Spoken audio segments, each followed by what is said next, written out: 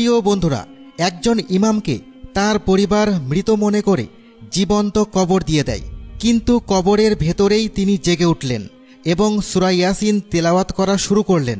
এরপর কবরের মধ্যে এমন অলৌকিক ঘটনা ঘটেছিল যা শুনলে আপনি বিস্ময়ে হতবাক হয়ে যাবেন।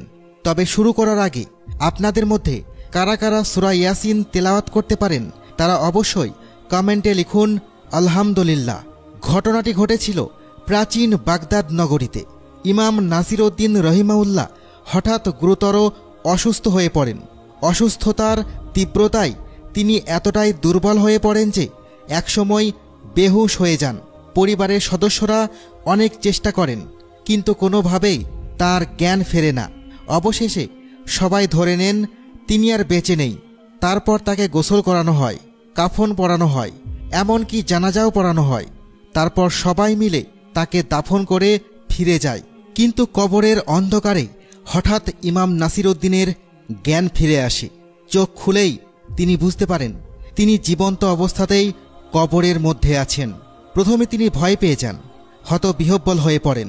এমন অবস্থায় মানুষ কী বা করতে পারে, কিন্তু তিনি ছিলেন আল্লাহর একজন সৎ বান্দা।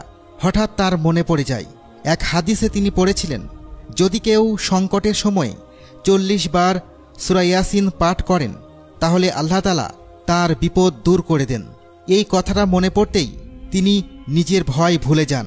আল্লাহর উপর ভরসা রেখে সূরা ইয়াসিন তেলাওয়াত শুরু করেন।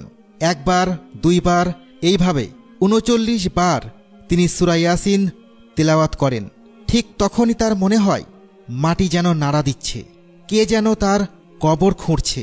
প্রথমে ঘাবড়ে গেলেও কিছুক্ষণ পরে তিনি বুঝতে পারেন এটা কোনো দয়ালু ব্যক্তি নন, বরং একজন কাফন চোর।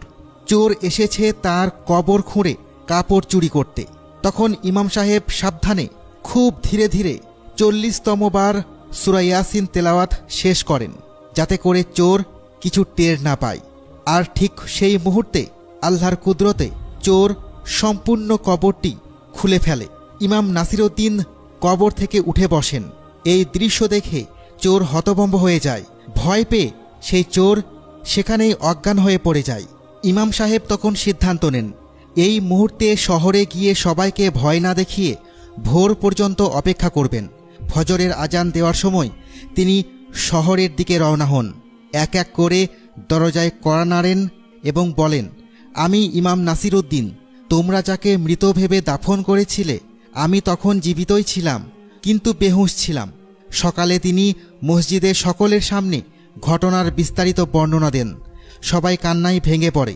এই অলৌকিক ঘটনায় সবার ঈমান আরও মজবুত হয়। এরপর ইমাম নাসিরউদ্দিন দীর্ঘদিন বেঁচে ছিলেন এবং পুরো কুরআনের তাফসির সম্পূর্ণ করেন। তিনি ছিলেন একজন জীবন্ত উদাহরণ আল্লাহর কুদরতের। সুতরাং প্রিয় দর্শক, সূরা ইয়াসিন শুধু কাগজের কালো অক্ষর নয়, এটি আল্লাহর পক্ষ থেকে এক রহমত ও মুক্তির দরজা।